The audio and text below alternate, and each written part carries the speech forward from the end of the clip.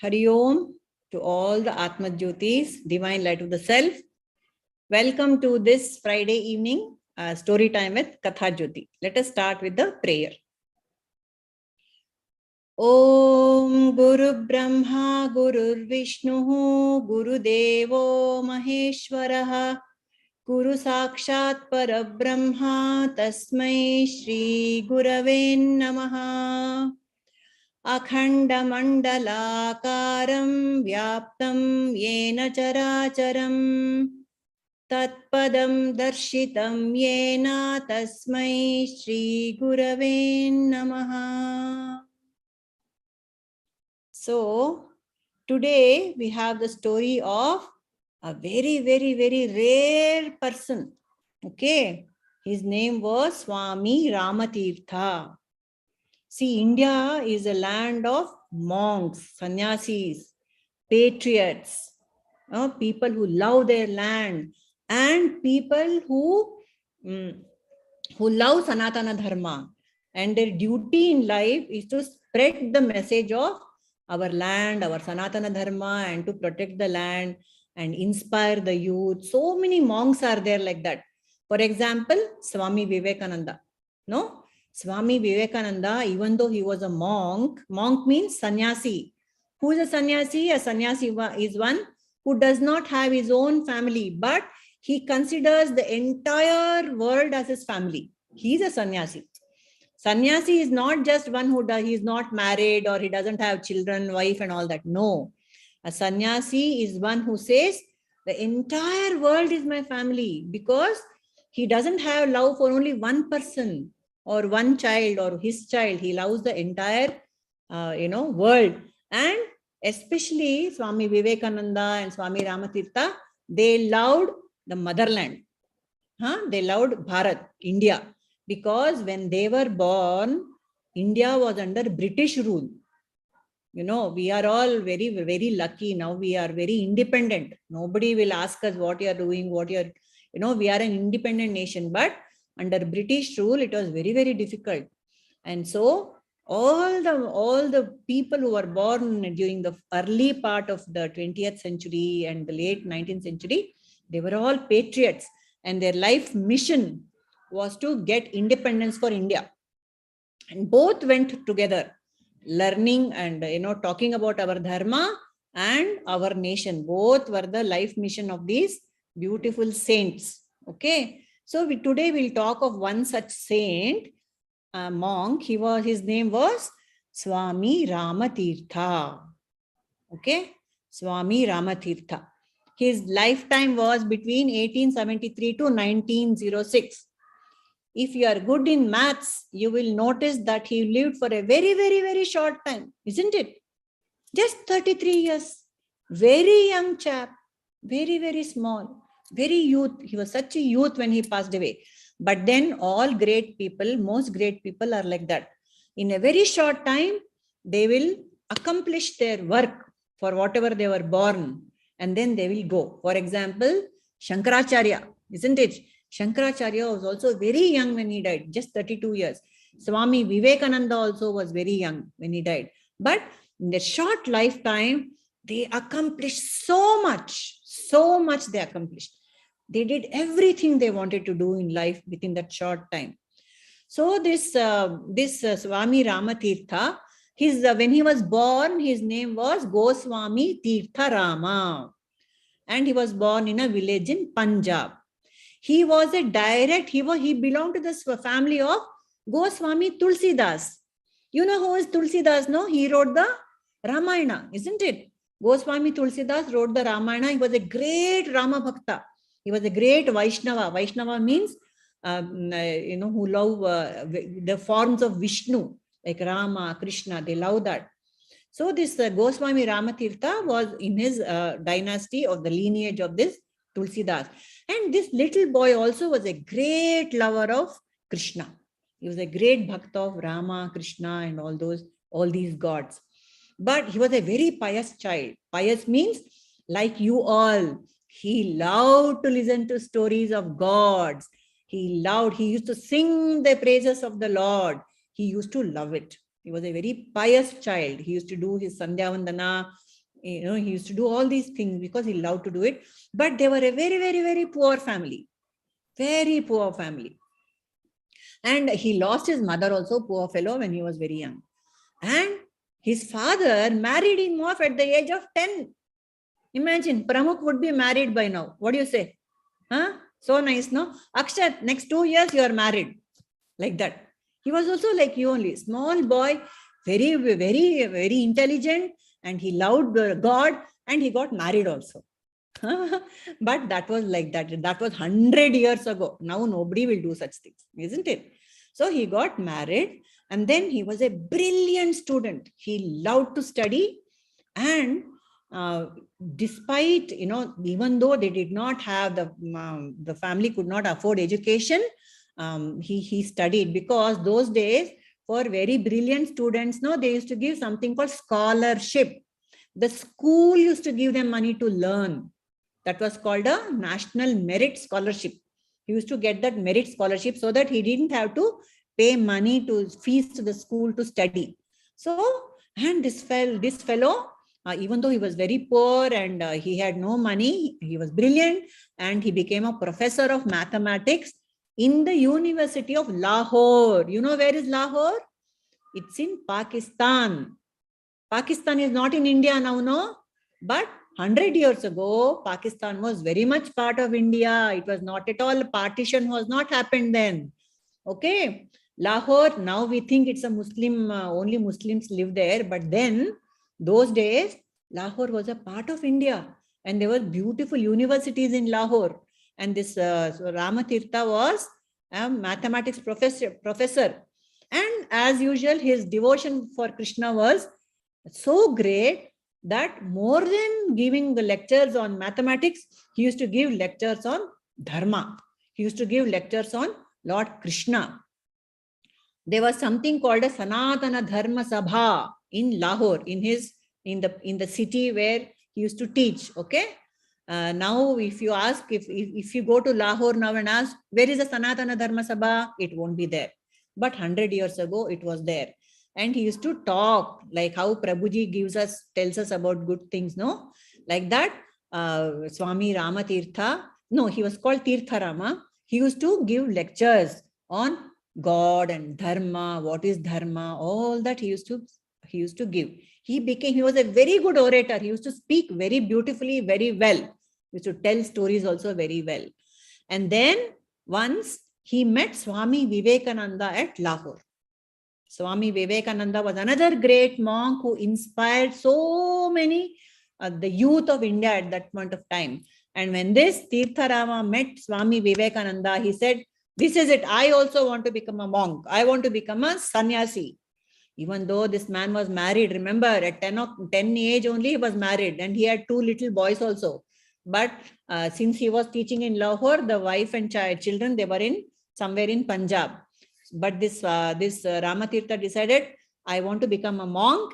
And then he wore his ochre robes, that he wore sannyasi's dress, and he started doing intense tapasya. So first he was a bhakta, he used to talk about God. Then after he met Vivekananda, he became a Advaita Vedanta. What Prabhuji teaches us? Advaita Vedanta. What is Advaita Vedanta? Nanu nanembudu nanalla. It teaches our real nature. In Bhakta, what you say? God, you are great. Then in Advaita Vedanta, what you say? I am God. No? God, I am God. That is the tattva, that is the teaching that Prabhuji is giving us. Same thing, Vivekananda taught Ramatirtha that Krishna is there, you are Krishna, he told. So this man said, okay, I want to learn more about Advaita Vedanta, and he became a sannyasi. Then what he did when he became a sannyasi, he went to the Himalayas and meditated in the cold, just wearing these clothes, what you see in the picture, just in those clothes, he used to go, sit, meditate, bathe in the Ganga, in the chali, in the cold water, he used to go and bathe in the Ganga and do tapasya. Tapasya means complete focus and concentration on what you want. What he wanted to realize? He wanted to realize God. That was his focus. That's what he did in the Himalayas, and he got self-realization. Self-realization means what? You know what is self-realization? Realizing that Nanu Nanembudu Nanalla, Nanu Satchidananda Atma. That's what he realized. So, what you know how they behave, these self-realized people? If you wake them up in the middle of the night, if somebody wakes me up in the middle of the night, I will say, what is your name? If they ask me, I'll say, my name is Purnima. No, but these self-realized masters, when even in the middle of the night, if you ask them, who are you? They'll say, I am Brahman. See, like that, their individual identity is completely gone, and they have realized God. That's what happened to Rama Tirtha. And then what he did, after he got knowledge, did he sit and simply keep quiet? No. Like Prabhuji, he started teaching. And like Vivekananda did, he went to the West, he went to Japan, he went to USA, and he went to Egypt, and he taught Sanatana Dharma. All over the East and West, he taught Sanatana Dharma. In the USA and the Western countries, they used to call him a living Christ. Living Christ. Christ means Jesus Christ. They taught Jesus Christ. He was, because you know what? He had such a beautiful face. He had a brilliant face, and he was always glowing. Because he was a self-realized master, his face used to glow. Okay. And so they thought he was a living Christ. And then after giving lectures all over the land, all over across the world, he came back to India to preach patriotism. Why? Because Vivekananda had said, awake, arise, stop not till the goal is reached. He used to tell, no? Vivekananda, same thing, because he was inspired by Vivekananda. Sorry. So he also. So let us see what this is the small story of Rama Tirtha. It is not his personality that matters. What he taught is more important. So let us see what he taught. He was a spiritual patriot. Have you heard of any such thing called spiritual patriot? He was a spiritual person as well as a patriot. You know what? There's a beautiful story he used to say. Now you guys have to tell me what is the message of this story. He used to say this lovely story to give the message of patriotism. So there was a horse. Okay, there was a beautiful horse. It was a wild horse. It was not tamed. It was in the forest. It used to roam wherever it wanted to. It used to roam. It was a happy horse. You know, it used to eat when it wanted. It used to sleep when it wanted. It used to roam wherever it wanted. It was not owned by anybody, right? It was a happy horse. Then one day, this horse, it had a fight with a stag. It had a fight with a stag. Both of them fought, and the stag was more powerful. So the stag, he defeated the horse. Then the horse was very disappointed. He said, oh no, he was very egoistic horse. Okay. He said, I need to take revenge on this stag. So he went to a man. He went to a human being, and he said, look, you help me, please help me defeat this stag. Because he knew that human beings were very powerful. They had weapons, and they would help him. So this man, the human being, said, okay, I will help you, but you should allow me to sit on you and ride you. So the horse said, okay, fine, you ride on me, but I have to take revenge on this stag. So this man, he put a saddle on the horse. He put a reins, he put the reins to the horse's neck and mouth, and he sat, and he took a stick, and he started beating the horse, and he started riding on the horse. Then he defeated the stag also. You know what these hunters do when they defeat an animal? They kill an animal. They'll take the head and put it as a trophy in their, like we have medals, no? Light of the Self medal. Like that, these guys used to put animal heads on the wall and say, I'm a hero. Poor thing, no? Poor animal. What was it doing? It was simply in the wild by itself. But no, they'll go ahead, they'll kill, and they'll put display. But this stupid horse, he was very happy that the stag was defeated, and his ego was, he was very happy. Then he thanked the man. He said, okay, thank you so much. Now let me go. I'll go back to my forest. You go back to your city. The man said, no, I'm not going to go back. I'm not going to get off your back. What do you think? I own you now, he said. The man said, I own you. I'm not going to get off your back. You will listen to what I say. That is how a free, wild horse, happy horse, became a slave of a human being. What is the message you get from this story? Who will tell me? This was the story this Rama Tirtha used to tell the youth of India. Yes, Pramukh. So that we should not let our ego get to our freedom. Meaning, like if like this horse, it because of its ego, it lost its freedom. Correct. Perfectly said. Yes. Anybody else? Anything else? Namit? I want. Yes, tell Aditya. Ma'am, we should first decide what type of person we are choosing before trying to take the revenge. Correct. Who are you making your friend is important. Yes, because that person can turn out like the stag only. Turn out like the stag or the man? What do you mean? Yes, like the man only. Like how the horse wanted to take revenge on the stag, the man can also be like the stag only. Correct. Yeah, correct. You're all right. Anybody else? Namit, what did you learn from this story? We should not be egoistic and pride. Correct. Then we are in a trap. When we get trapped, when we have ego and we make friends with wrong people because of selfish reasons.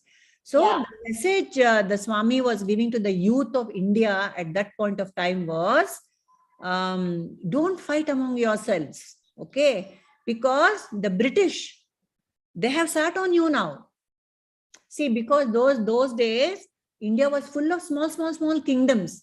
And all the rajas, the kings used to fight among each other. Okay? And they used to take the help of the British to defeat the neighboring raja. Stupid thing to do, no? The common enemy was the British. Isn't it? The common enemy was the British. Together, they had to come together and fight the British. But what they did, because of selfish reasons, they used to make friends with the British and defeat their neighbor. So that is how Rama Tirtha used to convince people to rebel against the man on the back, sitting on the horse's back. He knew that, he will make the people of India were slaves under the British.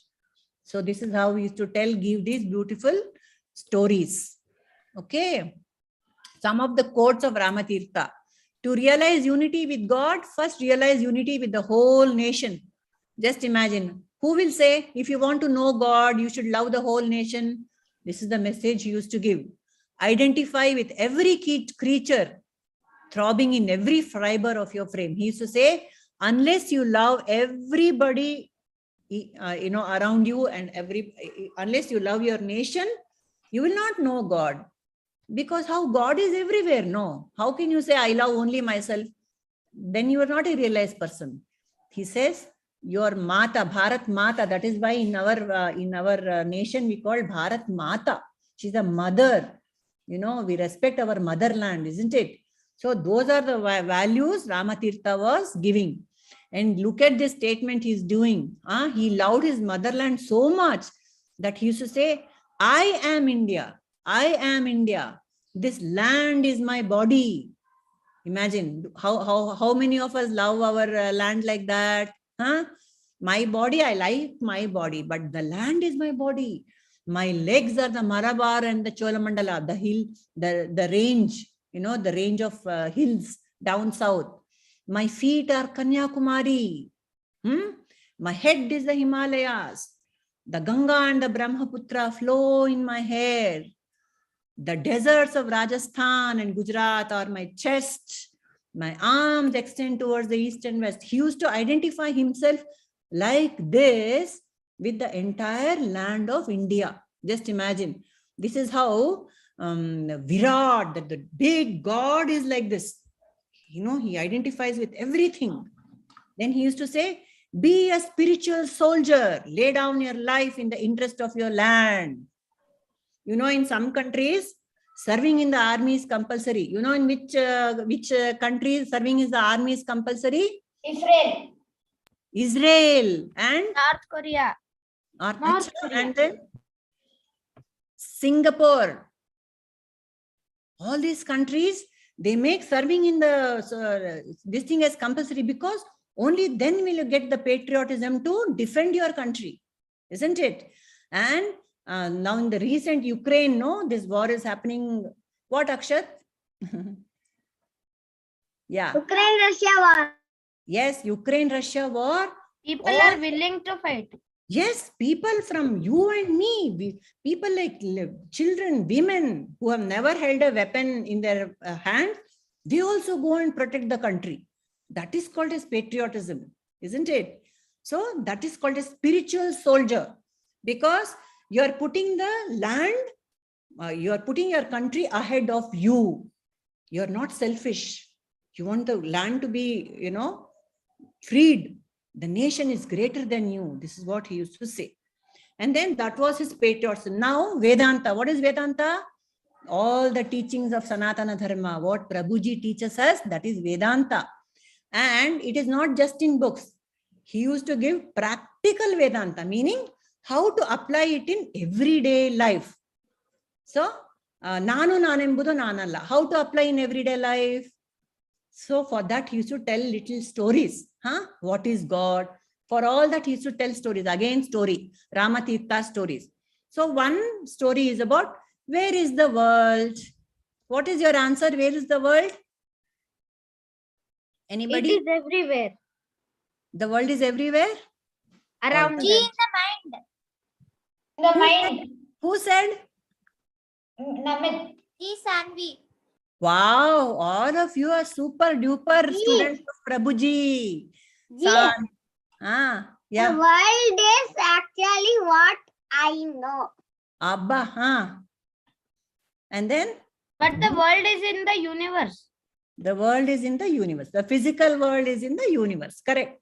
But my world is the thoughts which My world is in our world is in our minds. Super. All of you full pass with full all distinction marks. The world is our thoughts. World is thoughts. Akshat. Very good, Akshat. Very good, very good, very good. So this is all very beautiful, but you have understood it very clearly. But if somebody else asked you to explain how to explain, here is a story. This is how Rama Tirtha used to explain this. Okay, now listen to this. He said, it is like a child who is trying to catch a shadow. You can see that? A boy is trying to, he's playing with the shadow and he's trying to catch it. And after some time, the boy says, I want to catch my head. He's trying to catch the head in the shadow. Is it possible? When he takes his hand towards something, something else is showing up. So the mother comes and says, if you want to catch your head, touch your head. No. Then in the shadow also, your hands will go to the head. Don't search for the head in the shadow. You understood? If you try to search for the head in the shadow, you will not get it. But which means we should not go somewhere useless and try to find it. Correct. We should judge before. Correct. See, if you want to find answer to anything, you should catch your head. You should go inside. All the answers is in your head. The world is in your head. All the thinking happens in your head. If you look outside, you will not get anything. Everything you'll get inside. So the world, like you all very beautifully said, the world is in your head. The answers are in your head. It's in your mind. Very beautiful. So do not catch the shadow outside of you. Catch your own head. That's it. Then you will catch everything. That was one story. There's another story Rama Tirtha used to tell to explain where is God. Now again you tell me, where is God? is everywhere. God is everywhere. God is everywhere. God is in us and He is everywhere. Correct. G, God is inside everyone. Everyone. But God is everywhere. correct.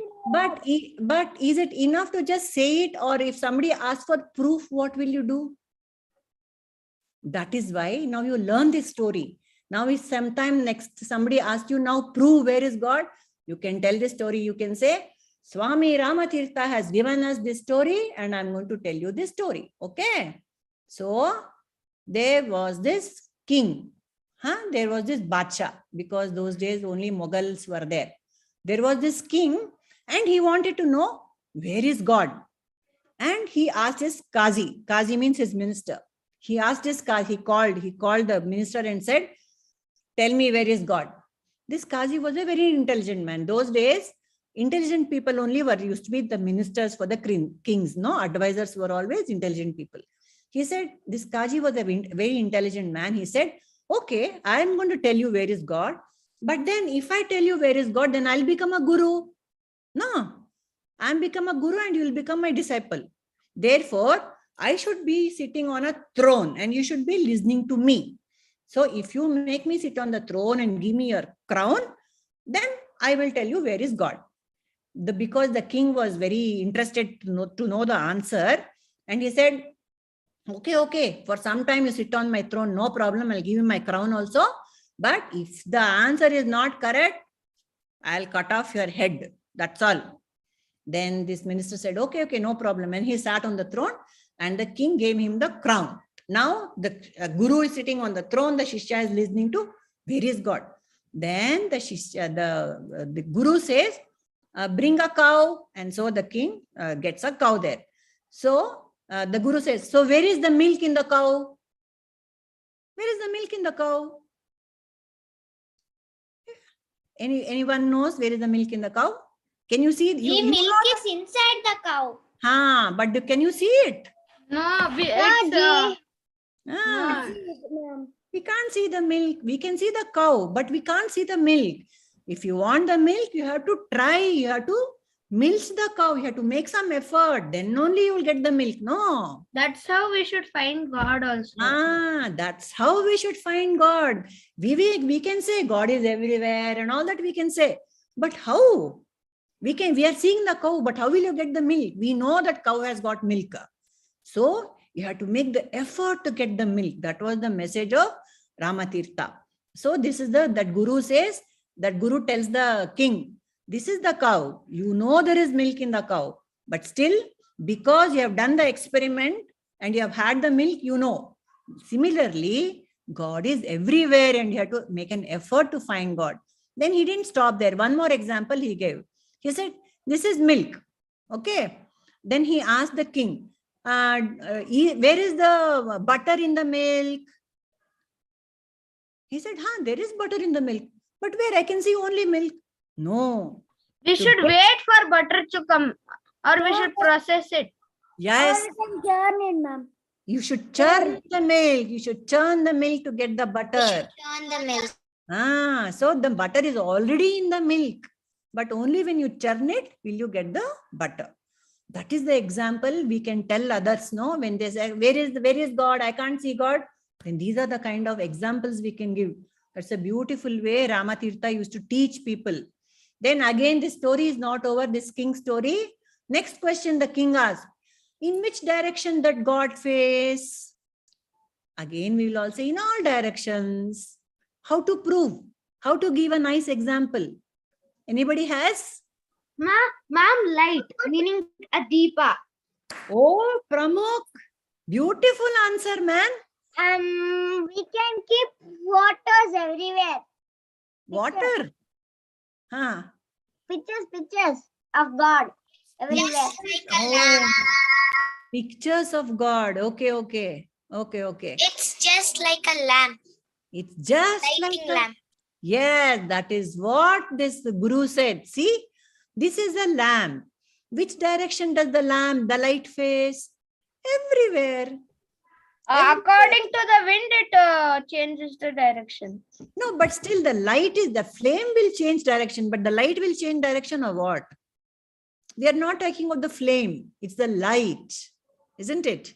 Say a torchlight, or the sunlight. Is there a direction? So it goes everywhere, isn't it? So that was the answer the Guru gave the king. Just how the light has no direction, God also faces everywhere, all pervading. Then next question, the king asked the Guru, what does God do? And this fellow said, God does miracles. Then this king said, how? What miracle? Show me. So you know what this mantri said? You are the king, but I am sitting on the throne. I am wearing the crown. Isn't this a miracle? These are the kind of little miracles God does every day. He can do everything. He can do ulta pulta. One day it is, yesterday it was hot. Today it is windy. Yesterday there was no rain. Today it is raining so much. Today it is raining too much. Tomorrow it is going to be so dry. These are all the miracles that God does, no? Changing of seasons, day, night, blood flowing in the body, heart beating, everything is a miracle. Eyes seeing. All these are the miracles that God does. So these are the kind of stories that Rama Tirtha used to tell us, like how Prabhuji tells us stories. He used to tell stories, and see how all of you have beautifully learnt all the principles of Sanatana Dharma. Beautiful. Pramukh, Namit, Akshat, Sanmi, Sahana, everyone, Aditya, wonderful, beautiful people. So, Rama Tirtha, see, this is a real picture of Swami Rama Tirtha. See, so young he was. Just at the age of 33, he passed away. Isn't he very handsome to look at? So young, bright face, laughing face. So, at the age of 33, he had done a lot of work in his life. And he says, enough now. I want to give up my life. And he just went into the Ganga and he said, Om, Om, Om, 3 times. And he just went into the water and he gave up his Jala Samadhi, it is called. Jala Samadhi. He went into the water and he passed away. That's the story of Rama Tirtha. Now, you have got so many messages from this story. We already shared all the messages that you got. But I will give you just one more takeaway from today's story. Just one takeaway. You have learned so many things. But today, you remember one thing that Rama Tirtha said. I'll tell you what that is. Whose face do you see in the mirror every day? When you see your face in the mirror, whose face are you actually seeing? Is the question. Ourselves. Ours mirror, ours reflection. You were seeing our reflection, right? The God, the God. The Atma-Jyoti. We are actually Atma-Jyoti. We are seeing the Atma-Jyoti. Aji, Ah, we see ourselves, but we are Atma-Jyoti. But we cannot see that in the mirror. correct. We cannot see. We see our face only. What we see is also God only. That is what he's saying. What you see in the face, right now, what I'm seeing, all your little faces on Zoom, I'm seeing God. It's a reflection of God in us. Isn't it? Beautiful, beautiful, lovely, lovely, lovely creations of God. All of us are. Only our heart. If we see it from X-ray, we can't see the God. I mean, our Atma in our heart. Ramakrishna. Yeah. When we see X-ray, we can't see. Because God, like in that cow, you cannot see milk in the cow. No, Ramakrishna. Yeah. It's just like Just like it is that. just like Yashoda churning Yes. the Correct. Correct. Yeah, you're right. So this is one thing we'll remember all of us today, okay? When we see ourselves in the mirror, we will see, I'm not seeing Akshat's face. I'm not seeing Namit's face. I'm not seeing Sahana's face. I'm seeing God. So nice, no? And when you look at your parents' face, I am seeing God. When you're seeing your friend's face, I am seeing God. Beautiful, isn't it? That is the lesson we'll take from Rama Tirtha. Okay? And ma'am, Yeah, I have a question. Tell. Ask. We should remember when we see any living thing, we should remember it is God. Yes. But then every time we could not remember it. We should practice what to do. Even I'm so big than you. Today also I forget. You have to keep but you will remember faster than me, okay? Because you are so young and you have started now only. No? You will remember fast. We will not forget. All of us, nobody will forget from today. All of us will remember. Whenever we see anyone, we will remember that we are seeing God. Okay? Nice? Okay, ma'am. Yes, Sana? we will not only take everything as God, everyone and everything. What did you say? We will not just take living things as God. We will take anyone and anything as God. Everything is God, and also the land, Bharat Mata, Dharti, the land is God. In our Sanatana Dharma, we see the plant is God, Tulsi is God, banyan tree is God, cow is God, monkey is God, snake is God. See, such a beautiful Dharma we have, no? Everything is God is for us. Everything is God for us. Even That life. is why we don't kill. Even a pig is God. Why? Varaha Avatara. Isn't it? In the Dashavatara, all the animals represented. Vishnu takes the forms of Kurma Avatara. Everything is God only. There is nothing which is not God. That is the message of all the monks, saints, and enlightened beings of the world. Okay? Shall we close for the day? All right. Let us do it. Wait. Purnima ji. Yes? I want to tell something. Actually, this Prabhuji told me.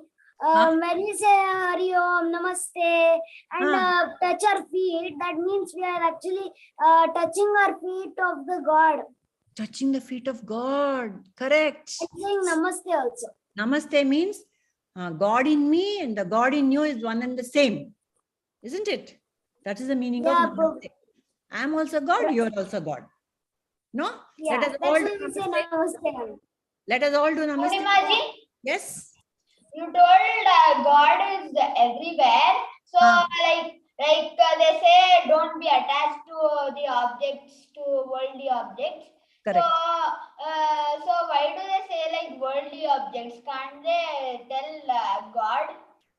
See, first you have to understand that first of all, there are two steps. First you have to say, this is not me. This is just an object. Because if you see it as an object, you will become attached, like you just mentioned. Okay, if you see a rose flower as an object, you will pluck it. You will fall in love with it, and you want to pluck it because I want to possess it. You see a beautiful toy, you say, I like the toy, and you will buy it. But if you love somebody, you don't hurt them. If you see the rose as a beautiful flower, you will not pluck the flower. You don't want to hurt the flower. Like that. That is how you have to change. The same, it is a rose flower only. It depends on how you look at it. If you look at it as an object, you will want to possess it and you don't have any more feelings for it. But if you look at it as God, you will love it and you will not want to possess it. You will just, how your mother loves you, will she hurt you? Will your parents hurt you? They won't, because they see you as God. But if they see you as some object, they'll use and throw you. Isn't it? Like that. We should not look at everything as an object. We have to look at everything as God. Convert our attachment to detachment first. From the object, you have to detach. Then only you will be able to love. Yeah. Okay, Annamit? Yeah. Purnima ji, I met Prabhuji twice. Today. Twice. Today or yesterday? Yesterday and day before, yesterday only, ma'am. Very nice. Yesterday. Very because good. my and Prabhuji's home is near. Very good. Very nice. Good. Yeah. You tell us more. We will just finish the prayer and then you can tell us more about your meeting. Okay. All Okay, right. ma'am. Let us all do namaste and we'll remember that everyone is God. The world is God. And pray.